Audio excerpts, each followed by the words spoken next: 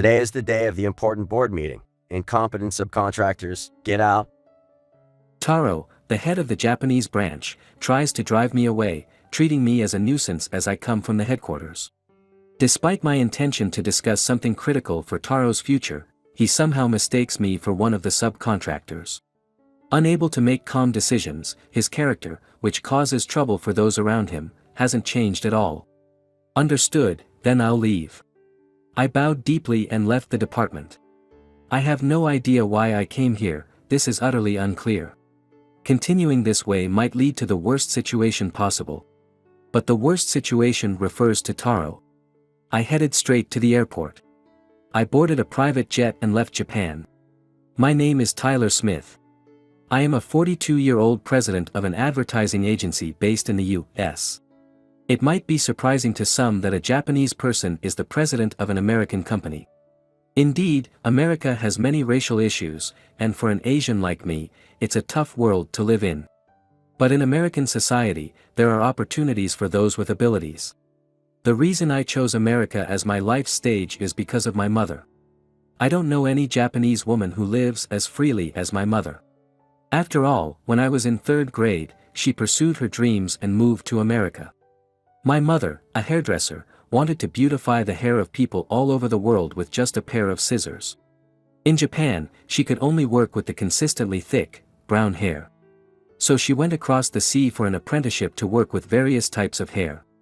In a home without a mother, I had to work hard on household chores with my father. I did my own laundry and even cooked for myself. Though I was not a mama's boy, there were times I wished I could be pampered by her. Realizing that wasn't possible, I began to feel resentful towards her. Yet, I could never bring myself to dislike her. The adults in the neighborhood criticized my mother for being too unrestrained and felt sorry for us children. But my father completely rejected that criticism. My wife is working hard. She's carrying our family's hopes with her as she trains in America. But leaving her husband and little son, I question her as a mother. I think giving up on dreams just because you become a parent isn't right. I've never had grand dreams myself and lived a prudent life. So my wife is a shining beacon to me. I'll support her all the way. With my father saying this, it meant no one else had the right to criticize, and since then, no one in the neighborhood spoke ill of my mother. They were an unusual couple. But seeing them converse with smiles each time my mother returned home, I realized that this too was a form of love. And when my mother looked radiant and dazzling, it made me, her son, happy too. I never said it out of embarrassment, but my mother, with her refined beauty thriving in America, was my pride. She apprenticed at a salon in New York, and by the time I entered middle school, she was trusted enough to manage a branch. While living an unconventional life, we supported each other's growth as a family. An indispensable part of my childhood was Taro White, a boy a year older than me living nearby. His parents were very keen on education, making him study English from an early age, and indeed, Taro was good at it. Our region had established a sister city relationship with a city in California. There was an exchange student program, and Taro went on a short study abroad during the summer vacation of his 6th grade year. Photos of Japanese elementary school students smiling under the blue sky and sea were posted by the city office. And the exchange students received envious looks from their peers. In these events, Taro always stood at the center of the group photo, beaming with pride. When he returned, a welcome back ceremony was held at the city office. And he received a bouquet from the mayor as a representative of the exchange students. Perhaps because of these experiences, Taro boasted that he was better at English than any other child in our area. And he declared his intention to attend a university in America in the future. To Taro, I, whose mother was thriving in America, must have been a significant figure. Even though I didn't think much of it, he began to see me as a rival on his own. The trigger was when our teacher named us as the students who were proficient in English. The fact that we were not in the same grade was my only relief, being 1 year younger was quite a salvation. Because I was younger. There was no way I could be better than Taro, a strangely comforting thought that allowed me to stay out of the limelight.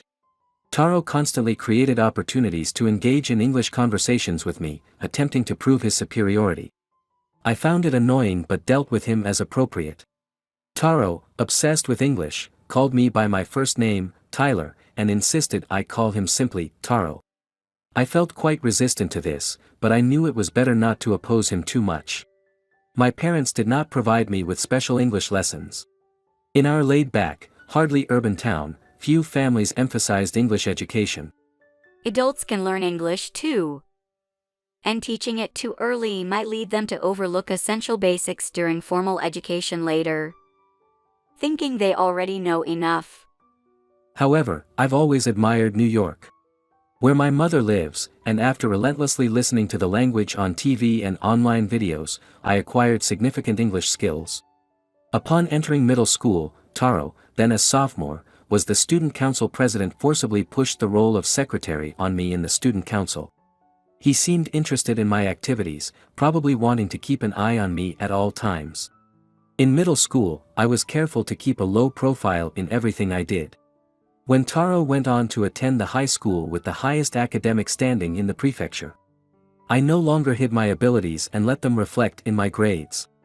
I was done with life involving Taro, so after graduating from middle school, I decided to take a completely different path. From the start, I didn't consider Japanese high schools and went on to attend a high school in America. Although I was quite confident in my English, it often did not suffice in America, and I struggled in the beginning. However, with my mother's help, I was able to enjoy a comfortable student life. After graduating from college, I joined a local advertising agency that has a branch in Japan. At that time, it wasn't a major company, and the distance between the president and the employees was close. We, the employees, called the president James, Jim, with trust and affection. Jim was very fond of Japan, having hosted numerous Japanese students in the past. Apparently, Japanese people look young, and I was nicknamed Tak by Jim and the older female employees, who adored me. Americans love home parties, and we employees often gathered at Jim's mansion to enjoy champagne. Jim's daughter Anna was there, and she became the idol of the staff. Being the youngest and looking younger than the other men, I found Anna always sitting next to me, sharing stories about her school. As time passed, by the time Anna graduated from college, we had become inseparable, and I proposed to her on the night of her graduation. Anna accepted the proposal with a smile, and we both reported the good news to Jim. The following year, we got married formally, and upon Jim's retirement, I took over the president role. Time passed, and it was almost 20 years since I joined the company. The company grew significantly, acquiring foreign advertising agencies, including one in Japan. When I learned that Taro was the sales director there, I felt a strange twist of fate. Being the president and Japanese, I always kept an eye on the subsidiaries' movements in Japan. Eventually, a report about an issue at the Japanese branch reached me. In the process of advancing a global advertising campaign targeting women over 40, there was a conflict with a modeling agency, which could be considered a subcontractor. The advertisement was to feature a 45-year-old Japanese model based in the U.S. However, just before finalizing the contract, Taro said, "With such an older woman, we can't capture the customers' hearts," which was taken as an offensive remark. The model was so appalled that she considered suing us for defamation. It was said that it wasn't a situation warranting the president's personal attention. But knowing Taro well from the past, I decided to have a thorough discussion. Thus, combining it with a visit home, I set foot in Japan after a long absence. As the company's president, I arrived in Japan secretly and immediately went to the branch office to meet Taro, the sales director. Without revealing my position as president, I simply stated I was from the headquarters and wanted to discuss the issue with the modeling agency causing the trouble. And I was let through to the sales department. Taro was surprised to see me after such a long time. But here too, I did not disclose the fact that I was the president, attempting to resolve the issue somehow. "Taro, it's been a while, how have you been?" Could it be Tyler? It's been more than a while. What are you doing here? "There's a modeling agency that's recently been causing some trouble." "Right, I thought I'd come and see if we could resolve this company's issue." With these words, Taro mistook me for an employee of the subcontracted modeling agency and treated me disdainfully. So, after all this time, you come to talk about work, and you want me to solve a problem. What a nerve. There's no need to be so dismissive. If we talk calmly, we should be able to settle things amicably. Today is an important board meeting day. Incompetence of contractors, get out. He treated me, who had come all the way from America, as a nuisance and tried to drive me away. I was trying to discuss something critical for Taro's future. Unable to make calm decisions, his character, which causes trouble for those around him, hasn't changed at all. Taro stood up, intending to leave me there and to attend the board meeting. My bewilderment slowly turned into anger. It was foolish of me to even try to help this man. I wanted to help him because we had known each other for so long, but now I couldn't care less. If he wants me to leave, then I really will leave. Understood, then I'll leave. I bowed deeply and left the department. I have no idea why I came here, this is utterly unclear. Continuing this way might lead to the worst situation possible. But the worst situation refers to Taro. A secretary swiftly approached me to inform me of new business. My schedule filling up by the minute, I couldn't afford to linger in Japan. Visiting an old friend or greeting a former mentor would have to wait for another opportunity. I headed straight to the airport and left Japan on a private jet. Upon arrival, another secretary who was waiting locally reported that Taro had called me several times. Apparently, after driving me away, Taro received a direct call from the president of the modeling agency. While in a hired car on the way back to the office, I called Taro, whose voice sounded slightly trembling, perhaps from being embarrassed. I had no idea Tyler was the president of the headquarters. Please help me. At this rate, I'll be sued by the model. No apology after sending someone who came all the way from America away, if you don't change that attitude. Problems like this won't go away. That's not true. I've managed without any issues until now. That model is just overly self-conscious and problematic. Given the potential lawsuit against Taro, as the president of the headquarters, I decided to hear out the model directly. When I visited the modeling agency, I was led into a conference room. The model in question was from Japan, named Mary Brown. When Mary entered the conference room, she exuded a unique aura filled with a dignified beauty. Her almond-shaped eyes were striking. And her slender physique, typical of East Asians, with straight long brown hair, could be considered her charm points. Though I heard she was 45, she did not seem to be trying to look younger, but rather was filled with the allure of a mature woman. Taro seems to think that one cannot work as a model unless they are young. In Japanese society, being young is often praised, and appearing younger is seen as important. It seemed Mary was well aware of this. I understand because I'm also Japanese, I know the trends there. However, this ad targets women in their 40s and beyond. My involvement should increase the chance that customers in that age group will consider the product, Mary said. I really resonate with that. Japanese culture tends to celebrate youth. Both men and women try to look younger. It's rare to find someone who takes pride in their age like you do, I replied. I despise that aspect of our society, which is why I moved my activities to America. Here, for the first time, I could be myself. I've tried to meet client expectations, but this time, it's impossible, Mary explained. As we talked, I felt a growing desire to support Mary. Then, I discovered a small connection between us. Mary had stayed as a homestay student at Jim's house during her school days. She was close with Anna and was the woman who had made Jim fond of Japan. Jim had previously hosted a Japanese elementary student and had a terrible experience, leading him to dislike Japan. Because of that boy Taro, Jim had developed a distaste for Japanese. But he hosted me out of kindness when I was in trouble, and it turned out he really liked me, Mary shared. Thus, we found an unexpected connection between us. The next day after speaking with Mary, Jim came from his retirement in Florida to New York.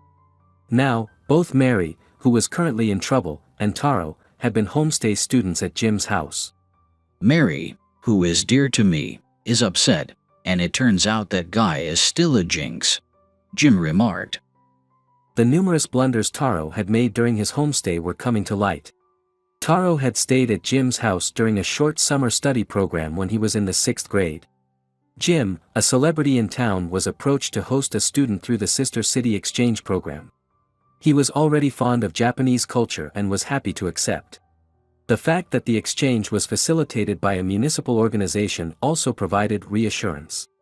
However, the Japanese boy who arrived, Taro, turned out to be quite a problem child. First, he had no heart of gratitude. Despite Jim's volunteer goodwill, Taro made financially demanding requests. While in California, Taro wanted to enjoy everything possible, dragging Jim to various tourist sites where Jim had to pay for meals and admission fees. Though Jim, a business owner, was not financially strained, the entitlement of these demands increasingly upset him. In California, where public transportation options like buses and trains are limited, Jim always had to drive him around. There were also issues like Taro sneaking into high-end boutiques while Jim looked for parking. Moreover, Taro entered Jim's study without permission, breaking important ornaments and staining cherished carpets. Although he apologized, his nonchalant demeanor conveyed no real remorse. Jim was disappointed, wondering if all Japanese were so brazen and shameless. Since Taro was the first Japanese person Jim deeply interacted with, he ended up disliking Japanese people overall. Living in America, the disparity between those who admire Japan and those who do not is quite striking. When a person of influence in society like Jim develops a dislike for Japan, it can make life very challenging here. Especially in a country where there's already a noticeable difference in attitudes towards Asians. It was Mary who thawed Jim's icy heart towards Japan. When Mary was a college student, she was staying with a nearby family whose head fell ill and was hospitalized. At the family's earnest request, Jim reluctantly agreed to take care of Mary. However, living with Mary turned out to be a pleasure. She was attentive to details and always considerate towards Jim. She took care of his young daughter, Anna, and most importantly, he recognized her humble nature. Ultimately, it should be a person's character, not their nationality, that defines them, I told him, and Mary responded with a modest smile. The Japanese culture nurtured my character. It seems that boy did not pride himself on our culture, she said. Through Mary, Jim came to appreciate the beauty of Japanese culture anew. After completing her exchange, Mary decided to live in America as a model and continued to have a warm friendship with Jim. If Jim wanted to visit Japan, Mary would volunteer as a tour guide. She took every opportunity to show him the wonders of Japan, and Jim became fascinated with the country. Thanks to these wonderful memories, it led to generous support for me later on. Furthermore, when Anna came of age, Mary also advised her on matters of relationship. Apparently, this romantic advice involved my relationship with Anna. Anna wanted to marry a Japanese man but was unsure if two people from different cultures could live together without problems. Mary was the one who encouraged Anna to marry me. In essence, Mary was one of my greatest benefactors. To ensure that neither Jim nor I would be burdened, Mary decided to file a lawsuit against Taro personally, rather than the company. A flustered Taro came to New York wanting to talk to me. It was then he first learned of the strong bond Mary, Jim, Anna, and I had built. So, you married Jim's daughter, and on top of that, Jim's daughter is good friends with that old model. What luck I have. Taro exclaimed, mistakenly believing I would naturally mediate for him and rejoicing. I told Taro firmly, I can't do that. Why not? You could do me a favor, aren't we friends? He protested. I am firmly on Mary's side. It's an advertisement showcasing the beauty of aging women. If this project succeeds in Japan, I'd like to use Mary for ads in America too. Finally, Taro realized the seriousness of the situation. After all, the reason Jim's heart had once frozen over was because of Taro. Believing that changing Jim's opinion could also alter his own situation, Taro next headed to Jim's place. However, his unannounced visit was a great inconvenience to Jim, who ended up shouting at him and sending him away. Eventually, the advertising campaign using Mary went ahead without Taro being involved. The person who took over the project, Williams, emphasized that Mary was 45 years old. Let's teach the beauty of aging to Japanese consumers too. We'll overturn the notion that losing youth means disconnecting from the world of beauty. Mary's appearance gave a great impact to Japan's beauty industry. Especially popular among women in their 30s and older, and it became the talk of the global advertising industry that year. Previously unknown in Japan, Mary became a world-famous supermodel representing Japan. Williams, who made Mary's advertisement a big hit, was promoted to sales director, while Taro was demoted. Unsatisfied, Taro, ever the American enthusiast, quit his job, saying, "In America, changing jobs is normal." His attitude only increased the exasperation among his peers. Rubbing the salt into the wands, the court case concluded, and Taro was ordered to pay Mary a significant amount in damages. American courts often award much higher damages than in Japan. Taro was told by his lawyer that an appeal would likely to fail. Taro decided to sell his house to raise the money to pay Mary. Having lost his house, Taro, with his wife and 2 children, moved into a small apartment. Desperate to find a new job, Taro relied on various connections, but the responses were not encouraging. The news had spread that he had infringed on the rights of a model used in advertising, and his peers in the industry shunned him. Thinking to change his field, Taro tried to leverage his English skills in another industry. However, his abilities were only sufficient for everyday conversation. And in an era where AI could handle such interactions, his skills were not enough. Failing to secure employment, he attempted to open an English conversation school in his apartment, but no students enrolled. Thus, Taro was driven into a difficult situation. On the other hand, our life was going smoothly. My mother, who had continued her work as a hairdresser, won a haircut contest in New York. The finals, held in Times Square, were televised, and the local community was greatly excited about the achievement of an experienced woman from Japan. My father also came to support her. And seeing them celebrate together, I glimpsed their unique marital life and deeply felt that the form of marriage varies by individual. Reflecting on it, I owe my current self to my parents' liberal way of thinking. Thus, I renewed my appreciation for my own family and decided to respect and support Anna's way of life and her dreams. I learned about Taro's subsequent misfortunes from gossip-loving colleagues at the Japanese branch.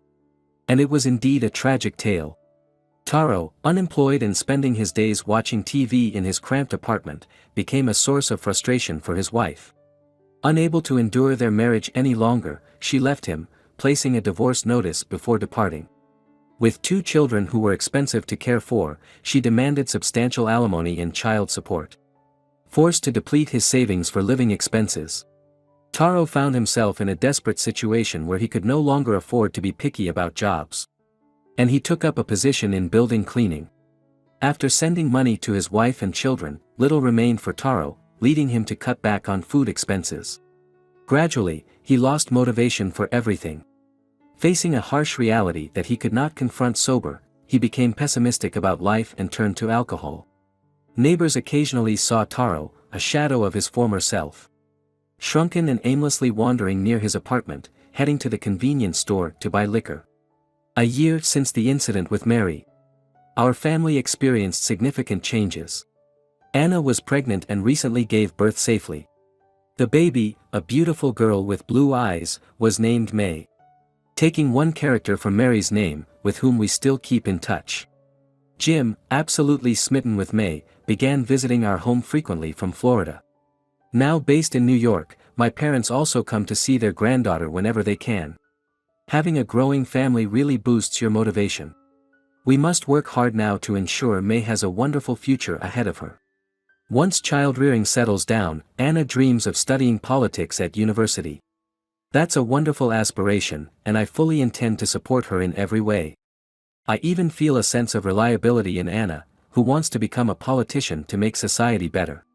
If it comes to that, you should become the first female president, I tell Anna, encouraging her to aim high.